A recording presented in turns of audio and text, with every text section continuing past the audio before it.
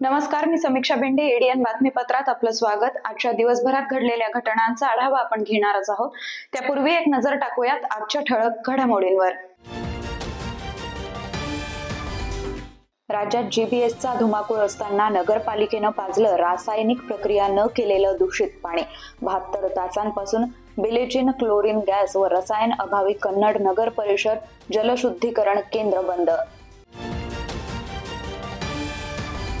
ओबीसीच्या प्रश्नासाठी डॉक्टर नारायणराव मुंढे मैदानात 12 फेब्रुवारीपासून क्रांती चौकात करणार उपोषण. आता पाहूयात सविस्तर बातम्या. ओबीसींच्या विविध प्रश्नासाठी माजी आमदार डॉक्टर नारायणराव मुंढे हे 12 फेब्रुवारीपासून क्रांती चौक इथं उपोषणाला बसणार असल्याची घोषणा आज त्यांनी केली आहे. हे आंदोलन सकल ओबीसींचे असल्याचे व ते पुढे महाराष्ट्रभर होणार असल्याचं त्यांनी यावेळी जाहीर केलंय. या पत्रकार परिषदेला ॲडव्होकेट महादेव आंधळे, सुरेश आगलावे, NI काळे, प्राध्यापक सारंगधर खाडे, संदेश सावळे, अनिकेत मुंडे आदी उपस्थित होते. जिल्हा परिषद, नगरपालिका यामध्ये सगळं ओबीसीचं आरक्षण जवळपास केलेलं आहे आणि म्हणून आता रस्त्यावर उतरून आंदोलन करून ओबीसीने आरक्षण मिळवलं पाहिजे यासाठी संघर्ष करावा, यासाठी आम्ही आवाहन करत आहोत. सर्वप्रथम असा जातनिहाय जनगणना करून जातीतील संघर्ष मिटवा आणि लोकसंख्येप्रमाणे ज्यांची जितकी लोकसंख्या त्याला तितकं आरक्षण दिलं पाहिजे. हा सगळ्यात महत्त्वाचा विषय आहे. शिंदे समिती जी आहे ही शिंदे समिती हिने चुकीची गुन्हेगारी करून यांनी 57 लाख ओबीसीच्या आरक्षणामध्ये त्यांचे लोक घुसवलेले आहेत. प्रथम हे काढून टाका या 57 लाख लोकांना. त्यानंतर ओबीसीचं कोणतंही राजकीय आरक्षण कमी करू नका हा विषय. आणि ओबीसीच्या विद्यार्थ्यांना स्कॉलरशिप द्या. स्कॉलरशिप 2-2, 3-3 वर्ष झाले स्कॉलरशिप नाही. विद्यार्थी मेटाकटीस आले, प्रवेशाच्या वेळेस प्रवेश नाही पैशाशिवाय. आणि म्हणून ओबीसीच्या विद्यार्थ्यांना स्कॉलरशिप तात्काळ दिली पाहिजे.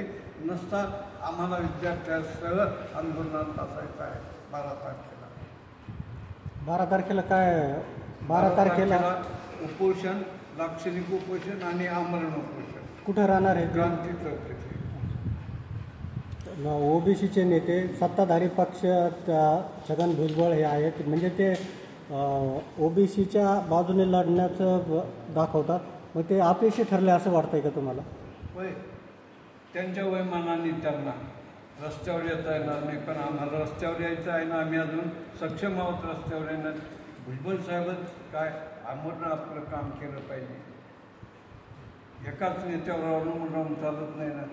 त्या ओबीसीच्या नेत्याच काय झालं आपल्या नंतर बोलणार आहेत आम्ही उपोषणाला बसल्यावर.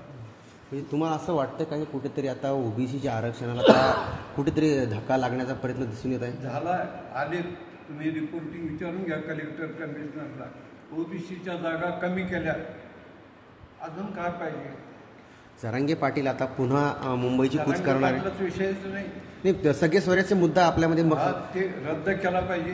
जरांगे पाटील काही बराळा म्हणजे द्यायचं का आपल्याला? नाही, त्यांच्याच मागणीनुसार 57 लाखाच्या नोंदी, कुणबीच्या नोंदी त्याच्यामध्ये ऍड केल्या, त्या रद्द करा.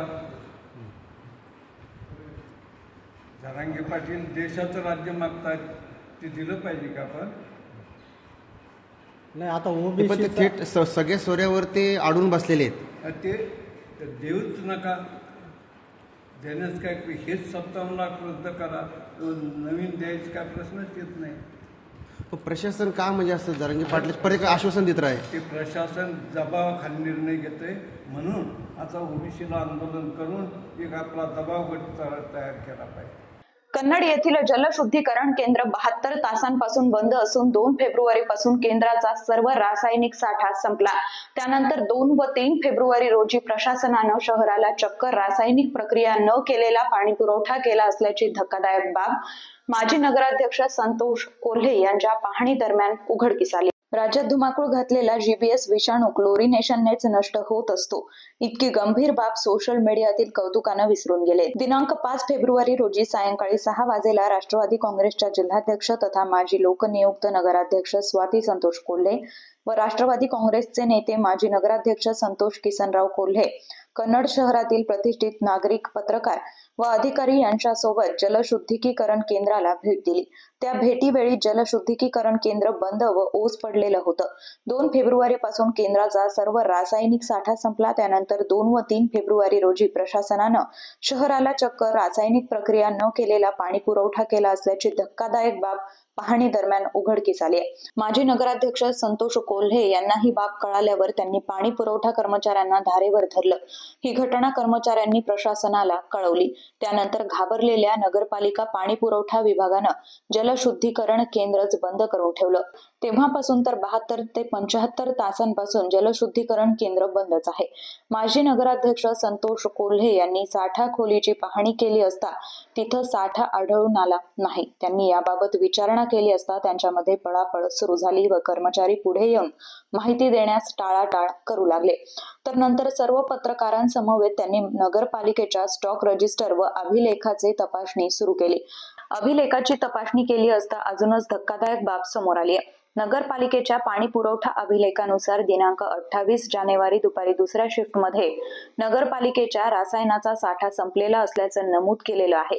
तेव्हापासून तर संतोष कोल्हे यांचा तक्रारनंतर फिल्टर बंद ठेवेपर्यंत साधारण 5 दिवस नगर परिषद जलशुद्धीकरण केंद्र रासायनाशिवाय व पाण्याचे क्लोरिनेशन केल्याशिवाय चालू असल्याचं रेकॉर्डवर आढळून आलं. ही गोष्ट माजी नगराध्यक्ष संतोष कोल्हे यांच्या निदर्शनास आल्यावर त्यांनी कर्मचाऱ्यांना ताकीद दिल्यानंतर प्रशासनानं दिनांक 3 फेब्रुवारी रोजी 3ऱ्या शिफ्ट पासून जलशुद्धीकरण केंद्र बंद ठेवलं. खरं तर प्रशासनानं तात्काळ रसायनं मागवून जलशुद्धीकरण केंद्र चालू ठेवणं आवश्यक होतं. मात्र या ठिकाणी सर्वत्र सावळा गोंधळ आढळून आला व नगर परिषदेनं चक्क रासायनं नसताना सुद्धा पाणी पुरवठा सुरू ठेवला व तक्रार आल्यानंतर जलशुद्धीकरण केंद्रच बंद करून ठेवलं. अद्याप दिनांक 5 फेब्रुवारी रात्री 8 वाजेपर्यंत तरी जलशुद्धीकरण सुरू झालेलं नव्हतं. हा प्रकार उघडकीस आल्यानंतर नगर परिषद प्रशासनामध्ये खळबळ माजली आहे.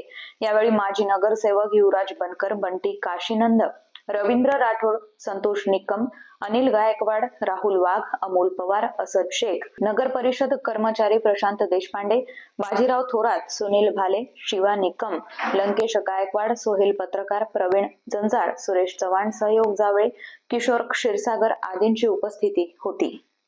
पुढे ना घाबरू नको. हे पत्रकार मध्ये तुम्ही पुढे पुढे. तू आज ड्युटीवरती ड्युटी तू आज ब्लिचिंग वापरली? हा नाही. तू ब्लिचिंग वापरली का? हा तुझी ड्युटी आहे का? तुझी ड्युटी कधी होती? सकाळी. किती वाजे ते किती वाजे? 6 ते 2. तुझी किती बसून होती? 2 ते 10. ये ना वापरली नाही मग गेली होती ती एक बॅग. ती चोरी झाली. आता जी टाकी टाकलेली ती म्हणतात ना, ते टाकी टाकली कुठे टाकी टाकले पहा ना तुम्ही.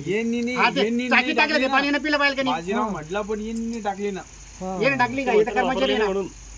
आणि फिल्टर तर पण आहे ना. मग ती बॅग गेली कुठे? चोरी गेली. मग गुन्हा कोणावर दाखल झाला पाहिजे.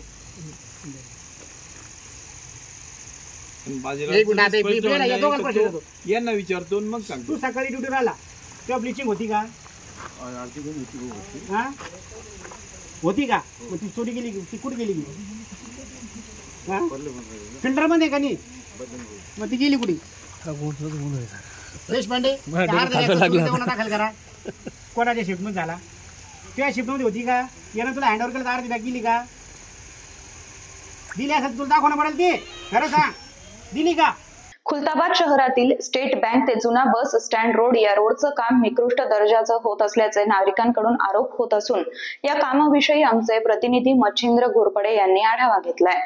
नमस्कार, एडीएन न्यूजमध्ये आपलं स्वागत आहे. आपण खुलताबाद शहरातील पंचायत समिती ते जुना बस स्टँड रोड या रोडवर आहोत. या ठिकाणी या रोडचे काम बोगस होत असल्याचा आरोप वंचित बहुजन आघाडीचे जे आहेत कार्यकर्ते बाबा पटेल यांचा आरोप आहे की हा रोड बोगस होता है। याबद्दल इनसे आपण प्रतिक्रिया जाणून घेऊयात। देखो, मैं बाबा पटेल बोल रहा, वंचित बहुजन आघाड़ी का एक जवाबदार कार्यकर्ता। ये पंचायत समिति से जूना बस स्टैंड जो रोड जा रहा है, तो ये रोड जो है तो साहब पहले गट्टू थे यहाँ, और गट्टू एक नंबर से गट्टू निकालने की ज़रूरत नहीं थी, लेकिन शासन की फसवणुक करे, मुख्य अधिकारी और इंजीनियर साहब ने शासन के फंसाया और ये काम शुरू किया। और ये जो तो डामरीकरण का इनका प्लानिंग है। चलो ठीक है, रोड अगर वो बना रहे हैं तो बहुत अच्छी बात है, लेकिन ये चालू बोगस रोड हो रहा है। ये डीएलसी 1 इंच की आ रही, नीचे खुद ही काम नहीं हुआ हुआ है। काम जो है तो ऊपर जा रहा है और मेरा घर नीचे हो जा रहा है। अगर ऊंचा वो रोड होता है तो मेरे घर में पूरा पानी घुसेगा। तो मेरे मुख्य अधिकारी, जिला अधिकारी और तहसीलदार साहब से विनंती है की ये काम तात्काळ बंद करण्यात यावे, नाहीतर मग जे आहे तर मी आपली शांततेच्या मार्गाने आपला नगर परिषद समोर धरणं आंदोलन ठेवणार आहे, याची नोंद घेण्यात यावे। आणि याचे नंतर जे आहे तर आमचे मित्र वाघ साहेब 2 शब्द बोलणार आहे। खुलताबाद शहरामध्ये सध्या प्रशासन लागू आहे, इथे लोकप्रतिनिधी नाही, त्यामुळे या ठिकाणी जो रोड आहे ह्यो ऑलरेडी अगोदर जो होता तो चांगला होता, आणि समोर जो नगर परिषद समोर जो गट्टूचा रोड आहे तो पण चांगला होता। परंतु यामध्ये आपल्या टक्केवारी घेऊन किंवा पैसे घेऊन आणि यासाठी हा शासनाचे म्हणजे जनतेचे पैसे, जनताचेच पैसे आहे टॅक्स स्वरूपात दिले जातात, आणि ह्या टॅक्स जनतेचा पैशाचा सरळ सरळ चुराडा होत आहे। काही गरज नव्हती, परंतु बरं ठीक आहे बनवू लागले, बनवतानाही व्यवस्थित नाही आहे। आणि काही लोक म्हणतात की आम्ही आमदाराच्या जवळचे, खासदाराच्या जवळ, मंत्र्याच्या जवळचे, तुम्ही कोणाच्या जवळचे राहू द्या, आम्हाला काय फरक पडतो, पण चांगले कामं करा। जर चांगले कामं कोणी करत नसेल तर आम्ही त्याच्या विरुद्ध बंड पुकारेल, कोणी राहू द्या, तो लोकशाही आहे, लोकशाहीचा राज्य आहे। त्यामुळे हा जो रोड आहे हा इन्स्ट्रुमेंटप्रमाणे बनला पाहिजे। बाबा पटेल साहेबांनी सांगितलं त्याप्रमाणे अंदाजपत्रकाप्रमाणे हा रोड झाला पाहिजे। यांच्या घरात जे पाणी शिरलं नाही गेलं पाहिजे। इथं अनेक वस्ती पुढं होणार आहे, त्यामुळे हा रोड चांगला झाला पाहिजे। साहित्य हे जीवन प्रेरणा देण्यासाठी खूप उपयुक्त असतं, त्यातून मनावर संस्कार होतात।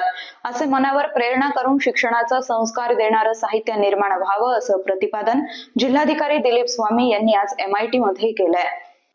दुसरं शिक्षक साहित्य संमेलन MIT महाविद्यालयाच्या मंथन सभागृहात आयोजित करण्यात आलं। संमेलनाचं उद्घाटन जिल्हाधिकारी दिलीप स्वामी यांच्या हस्ते करण्यात आलं। जिल्हा परिषदेचे मुख्य कार्यकारी अधिकारी विकास मीना, संमेलनाध्यक्ष आशा खडतरे डांगे, मावळते अध्यक्ष डॉक्टर हबीब भंडारे, जिल्हा शिक्षणाधिकारी वंदना चव्हाण, जिल्हा शिक्षणाधिकारी अश्विनी लाटकर, शिक्षणाधिकारी आशा भूमकर, जिल्हा शिक्षण प्रशिक्षण संस्था प्राचार्य देशमुख, MITचे संचालक मुनीश शर्मा आदी उपस्थित होते। दीप प्रज्वलनानं कार्यक्रमाची सुरुवात झाली। जिल्हाधिकारी स्वामी म्हणाले की शिक्षकांसाठी होणारं हे साहित्य संमेलन हे काळाची गरज आहे। शिक्षकांमधील साहित्यिकाला वाव देण्याची गरज आहे। शिक्षक हा समाज घडवणारा व्यक्ती आहे। आपण ज्या क्षेत्रात कार्य करत आहात त्याचं सोनं करावं। समाजाचा साहित्याशी संबंध दूर होत चाललेला आहे, त्यासाठी वाङ्मयाचा अभ्यास करणं आवश्यक आहे। हे संस्कार विद्यार्थी दशेत करण्याची गरज असून ते कार्य केवळ शिक्षकच करू शकतात। कविता गीतांद्वारे हे भाषेचे संस्कार आपण विद्यार्थ्यांवर करून त्यांच्यामध्ये वाचन प्रेरणा निर्माण करावी, जेणेकरून वाचन संस्कृतीचं संवर्धन होईल। साहित्यामुळे जीवन प्रेरणा निर्माण होते।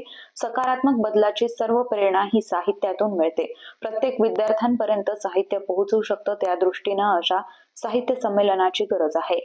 जिल्हा परिषद मुख्य कार्यकारी अधिकारी विकास मीना यांनी सांगितलं की शिक्षकांनी स्वतःमधील कला गुणांचा वापर मुलांना घडवण्यासाठी करावा, त्याद्वारे शिक्षणाची गुणवत्ता वाढवावी। त्या दृष्टीनं शिक्षक साहित्य संमेलनाचं महत्त्व अधोरेखित होतं। अजूनही यात खूप काम करण्याची गरज असून मुलांमध्ये वाचन संस्कृती रुजवण्यासाठी याचा अधिक वापर शिक्षकांनी करावा। आपल्या जिल्ह्यातून विविध स्पर्धांमध्ये शैक्षणिक यश संपादन करून राष्ट्रीय राज्यस्तरीय पातळीवर गेलेल्या विद्यार्थ्यांच्या शिक्षकांचे अनुभव हे इतर शिक्षकांनी जाणून घ्यावेत। जिल्ह्यात शिक्षणाच्या क्षेत्रात माहिती तंत्रज्ञानाचा वापर करून विद्यार्थी घडवण्याचं काम सुरू आहे। विशेष म्हणजे त्यात पालकांचाही तितकाच सहभाग आहे असंही मीना यांनी सांगितलंय। रमेश ठाकूर यांनी सूत्रसंचालन केलं तर गीता तांदळे यांनी आभार मानलेत। अजूनही काही बातम्यांचा आढावा आपल्याला घ्यायचा आहे, मात्र वेळ झाली आहे छोट्याशा ब्रेकची। कुठेही जाऊ नका, पाहत रहा ADN।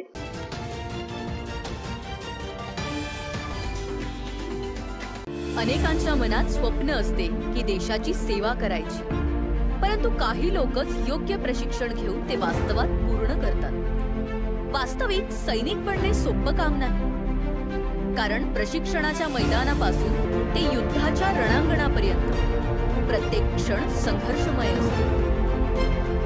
फक्त जो इमानदार, समजूतदार असेल आणि ज्याची इच्छाशक्ती प्रबळ असेल असाच व्यक्ती या क्षेत्रात टिकू शकतो. प्रत्येक वर्षी अनेक परीक्षार्थ्यांना यश प्राप्त होते, ते फक्त आणि फक्त गरुडचे अकॅडमी. पंख आम्ही देतो, उंच भरारी तुम्ही घ्या.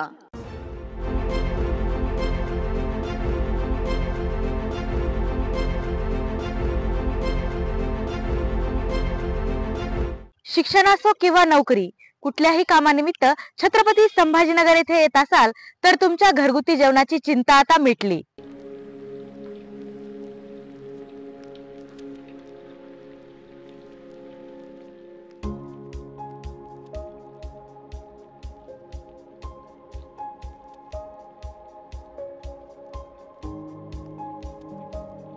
नमस्कार, मी पूजा दातार. मी रुचिरा स्वयंपाकघर सुरू करून 15 वर्ष झाली.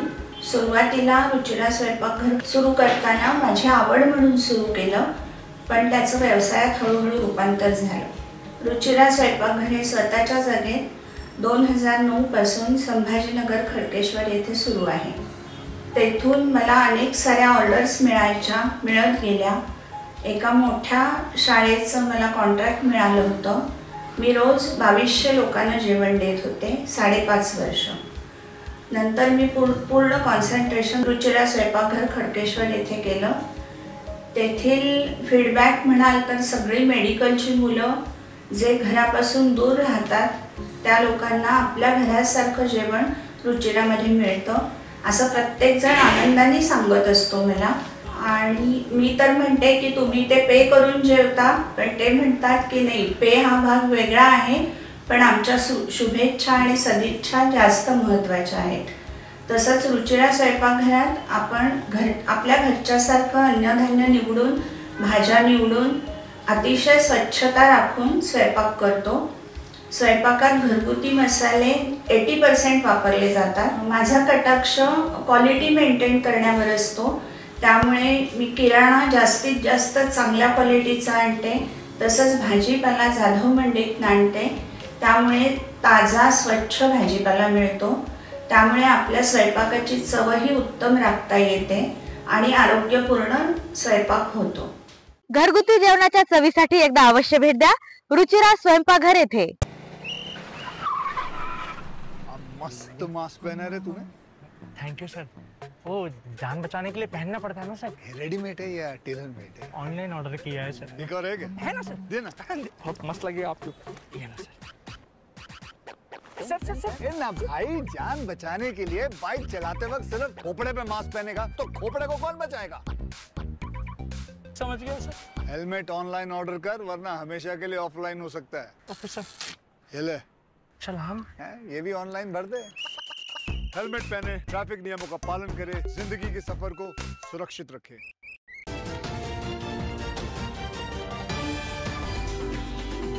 ब्रेक नंतर आपलं स्वागत. क्रांती चौक पोलीस ठाण्याच्या हद्दीत असलेल्या भोईवाडा परिसरातून मोटरसायकल चोरी झाल्याची घटना घडली असून सदर घटना सीसीटीव्ही कॅमेरामध्ये कैद झाली आहे. या प्रकरणी उशिरानं क्रांती चौक पोलीस ठाण्यात गुन्हा दाखल करण्यात आलाय. शहरातून मोटरसायकल चोरी करण्याचं प्रमाण दिवसेंदिवस वाढलं असून पोलीस मोटरसायकल चोरीचे गुन्हे दाखल करण्यास विलंब लावत असल्याचा आरोप होतोय. असाच एक प्रकार भोईवाडा परिसरात घडला. भोईवाडा परिसरामध्ये मोटरसायकल चोरी करण्यात आल्याची घटना घडली होती. सदर घटनेविषयी माहिती देऊन क्रांती चौक पोलीस ठाण्यात गुन्हा दाखल करण्यासाठी मोटरसायकल मालक गेला असता सुरुवातीला गुन्हा दाखल करण्यात आला नाही. त्यानंतर त्यांनी सीसीटीव्ही फुटेज घेऊन पोलिसांना चोरी होत असल्याचं व्हिडिओमध्ये दाखवलं. त्यानंतर क्रांती चौक पोलीस ठाण्यात सदर प्रकरणी गुन्हा दाखल करण्यात आल्याची माहिती समोर येते. दरम्यान सदर मोटारसायकल चोरीचा सीसीटीव्ही फुटेज सध्या सोशल मीडियावर व्हायरल होतोय. या प्रकरणाचा अधिक तपास क्रांती चौक पोलीस करतायत. शहरातील मालमत्ता धारकाकडील थकीत कर वसुलीसाठी मनपा प्रशासनाकडून धडक मोहीम सुरू करण्यात आली असून वेळ प्रसंगी जप्तीची कारवाई सुद्धा मोठ्या प्रमाणावर करणार असल्याचं झोन निहाय बैठकीत वरिष्ठांकडून देण्यात आले असल्याची माहिती समोर येत आहे. महानगरपालिकेच्या आर्थिकदृष्ट्या तिजोरीत खडखडाट दिसून येतो. गेल्या काही वर्षात मालमत्ता कर व पाणीपट्टी इतर आर्थिक स्रोतातून बऱ्यापैकी वसुलीचं प्रमाण वाढलं असल्याचं दिसून येतं. मनपा आयुक्त जी श्रीकांत यांनी मालमत्ता धारकांचे कर समाधान शिबिरातून योग्य तोडगा काढून त्याच समाधान केल्यानं काही महिन्यात वसुलीत वाढ होताना दिसते. परंतु आजही बहुतांश भागातील निवासी व्यावसायिक मालमत्ता धारकांनी आपला थकीत कर भरला नाही. गेल्या बैठकीत मनपा आयुक्त जी श्रीकांत यांनी यावर्षी थकीत मालमत्ता कराचा व्याजात कोणतेही सूट देणार नसल्याचे निर्देश दिले होते. मागील काही दिवसात उपायुक्त थेटे यांनी झोन निहाय वॉर्ड अधिकारी व वसुली अधिकारी यांची बैठक घेऊन त्यांना थकीत कर वसुलीसाठी आपापल्या स्तरावर गती देण्याच्या सूचना केल्या आहेत. मनपा प्रशासन यापुढे विशेष मोहीम राबवून मोठ्या थकबाकीधारकांकडून वसुलीसाठी प्रयत्न करण्याचे निर्देश देत वेळप्रसंगी त्यांना नोटीस बजावून त्याचा व्यावसायिक मालमत्ता सील करून जप्त करण्याचे आदेश दिले असल्याची माहिती सूत्रांनी दिली आहे. शहरातील मालमत्ता धारकांनी शहर विकासासाठी आपल्याकडील थकीत मालमत्ता कर भरावा असं आवाहन मनपा प्रशासनाकडून करण्यात आलंय. सर्व पालकांनी आपल्या लहान मुलांना मोबाईल पासून दूर ठेवावं असं आवाहन नंदिकेश्वर शिवाचार्य महाराज यांनी पौराणिक उदाहरण देखील देत एडीएन सोबत बोलताना केलंय. श्री गुरुदेव नमः. आजच्या काळामध्ये लेकरांना मोबाईलचं व्यसन जे लागले ते व्यसनाचं कुठून येतात म्हणल्यानंतर आई वडिलांचं मूळ तिथूनच येत असतं. आई वडिलांना ज्यावेळेस त्यांच्याकडून लांब राहिलं त्यावेळेस ते मुलाच्या लांब ठेवू शकतो, नाहीतर लांब ठेवू शकत नाही. आणि आपल्याला जे मोबाईलचे वापर असं झालं म्हणजे जास्त झालेला आपले अपेक्षेपेक्षा जास्त मुलांच्या अपेक्षा जास्त झालेले म्हणजे ते मोबाईलचे वापर जास्त झाले. आपल्याला इथे पाहिजे म्हणजे कारण उदाहरण सांगायचे म्हणजे आज लेकरू पोटामध्ये असताना आईच्या पोटामध्ये असताना ज्यावेळेस लेकरूला जर करता 7 वर्ष झाल्यानंतर लेकरूला ते ज्ञान येत असतं, लेकरूला ज्ञान असतं.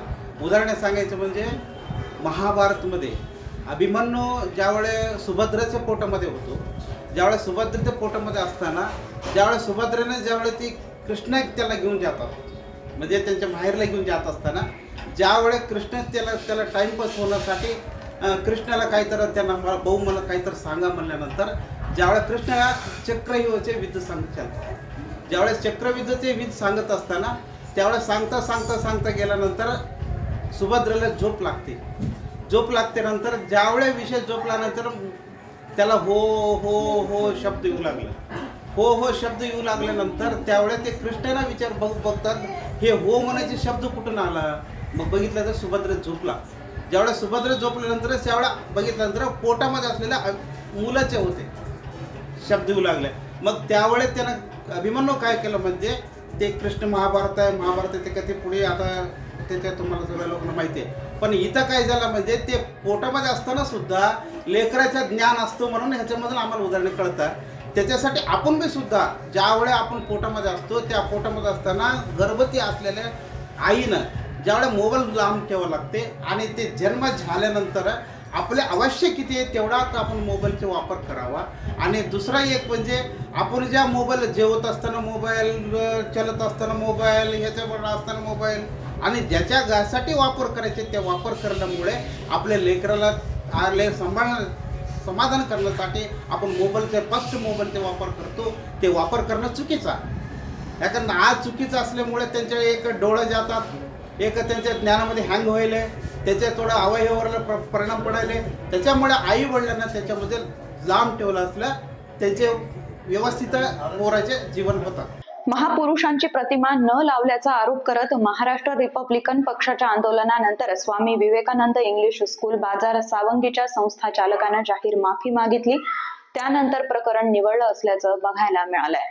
26 जानेवारी 2025 रोजी स्वामी विवेकानंद इंग्लिश स्कूल बाजार सावंगी या शाळेत छत्रपती शिवाजी महाराज आणि महामानव डॉक्टर बाबासाहेब आंबेडकर यांची प्रतिमा जाणीवपूर्वक न लावल्यामुळे बाजार सावंगी गावात तणावाचं वातावरण निर्माण झालं होतं.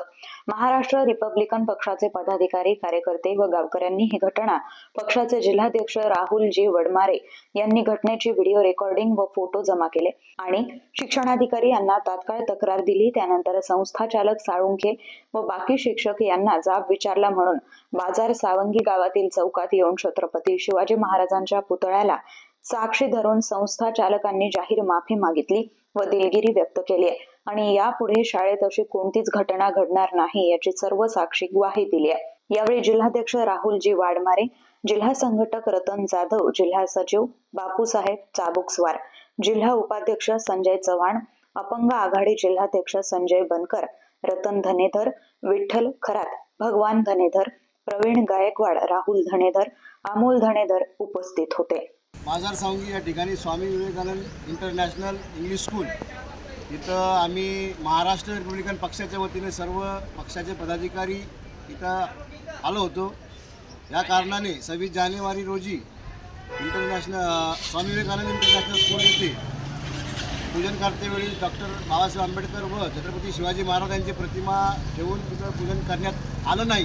त्या कारणाने ही गोष्ट जेव्हा आम्हाला इथं कळाली गावकऱ्यांच्या माध्यमातून, तेव्हा आम्हाला कळल्याच्यानंतर आम्ही संस्थाचालक साळुंके साहेबांना इथं येऊन विचारपूस केली असता त्यांनी तमाम जनतेची जाहीर माफी इथं आत्ता मागितलेली आहे। महाराष्ट्र रिपब्लिकन पक्षाच्या वतीने त्यांना निवेदन देण्यात आलं होतं, तक्रार करण्यात आली होती शिक्षणाधिकाऱ्याकडे। त्याच्यानंतर त्यांनी जाहीर माफी या ठिकाणी मागितलेली आहे आणि याच्यानंतर त्यांच्याकडून कोणता असा गुन्हा होणार नाही याची ती ग्वाही देत आहेत आपल्याला। त्यामुळं सर्व जनतेला माझं महाराष्ट्र रिपब्लिकन पक्षाचा जिल्हाध्यक्ष म्हणून एक सांगणं आहे की याच्यानंतर यांच्याकडून कोणती चूक होणार नाही आणि आपण ही शांतता राखावी, यासाठी सर्वांना क्रांतिकारी जय भीम, जय शिवराय। शेवटी परत एकदा एक नजर टाकूयात आजच्या ठळक घडामोडींवर। राज्यात जीपीएसचा धुमाकूळ असताना नगरपालिकेनं पाजलं रासायनिक प्रक्रिया न केलेलं दूषित पाणी। 72 तासांपासून बिलेचिन क्लोरीन गॅस व रसायन अभावी कन्नड नगर परिषद जलशुद्धीकरण केंद्र बंद। ओबीसीच्या प्रश्नासाठी डॉक्टर नारायणराव मुंढे मैदानात 12 फेब्रुवारीपासून क्रांती चौकात करणार उपोषण। याचबरोबर हे बातमीपत्र इथेच संपलं। पुन्हा भेटूयात पुढील बातमीपत्रात। तोपर्यंत पाहत रहा आपल्या हक्काचं बातमीपत्र ADN।